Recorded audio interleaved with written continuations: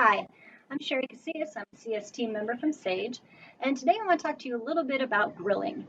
As you can see, it's getting nice outside, summer's rolling around, and we've been in the house for a couple months with our family. They're probably driving you crazy. You may not feel comfortable going out to a restaurant at this time. The best thing to do, have a party in your backyard. Hey, you're still with your family, but at least you're outdoors, you're having a good time, and the best thing to do is to grill. So I want to talk to you about some safety tips. I went to the National Fire Protection Association website and I got some great tips from them. So I want to share them with you today. Hopefully it can make you some safe grilling time this summer. First of all, you want to make sure you clean your grill thoroughly at the beginning of each season. Now I'm not going to do this today because I live in a climate that I can grill year round, so I've already done that for the season. I am going to give you some tips though. What you need to do is to make sure periodically you're cleaning out this drip pan that's underneath your grill. It catches all the grease and the particles and stuff that fall off your food. And if you don't empty that, it can catch on fire. And you don't want that because you don't want a fire on it near your house. Also, on the inside of your grill, you need to do the bottom of the grill as well, underneath all the burners and everything, because that actually gets built up too, and that can catch on fire. So make sure you're doing that periodically. A good tip is to do that every 4 to 5 times that you grill. That way you're going to be safe and you don't have to worry about it. Now, you may be wondering, where do I put my grill? Well, you need to put it away from the house and away from a railing. That way, if there is a fire, you don't catch your house on fire and you don't get your deck on fire. Nobody wants that, so please be safe. Also, it's a good rule of thumb to have it so it's not underneath an overhang or a tree for the exact same reasons. Now, if that's possible, that's great. If it's not, just make sure that you're being safe. Make sure that you never, ever grill indoors. Don't grill in your garage. Don't grill in the house. There's a reason for this. When you grill, a gas is given off called carbon monoxide. It's very dangerous. It's colorless and it's odorless. You don't see it, and it can kill you. So please be safe. Always, always grill in a well-ventilated area. Now, lighting your grill. Make sure you always light your grill with the lid open. Don't ever light it with the lid closed. The reason for this is gas can build up underneath the lid. You go to hit it and all of a sudden it's a big fireball in your face. Not safe. Not safe at all. Now the best way to do this is to make sure you turn your gas on first, then turn your burners on, and then hit your ignition switch. Now, if you do the ignition switch a couple times, it doesn't start, make sure you shut everything down. Turn your gas off, turn everything off, and let it sit for 5 minutes to let the gas dissipate. That way it's going to be very safe for you to restart it again. Now, make sure you don't start it with one of these. I know it's tempting, but if you have the gas going and it's been going for a little bit, you hit the ignition, it doesn't work, and then you use one of these, all that gas can build up. It's going to be a huge amount of fire in your face. Please be safe. Don't use it. Make sure you preheat your grill to 450 degrees at least 15 minutes before you're ready to grill, okay? This is very important. It will clear off all of the bacteria and the food particles that are left on your grill grates, which you should be cleaning ideally after every time that you grill. But just to be safe, make sure you preheat it.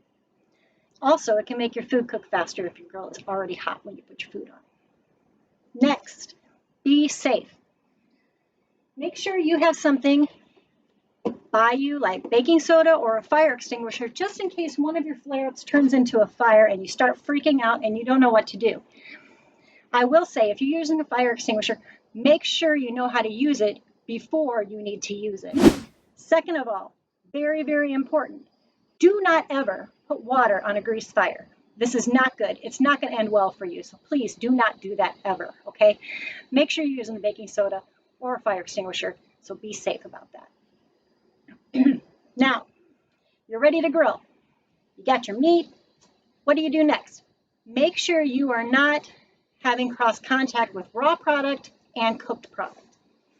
My suggestion is put your raw product on one plate, put your cooked product on a second plate, okay? I do 2 separate plates, that way you know the difference between them. I also use separate utensils for raw product and for cooked product, okay?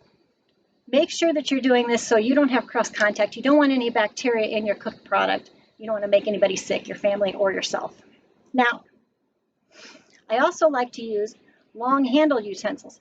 That way you can get something at the back of the grill without burning your hand off. Very important, nobody wants a burnt hand.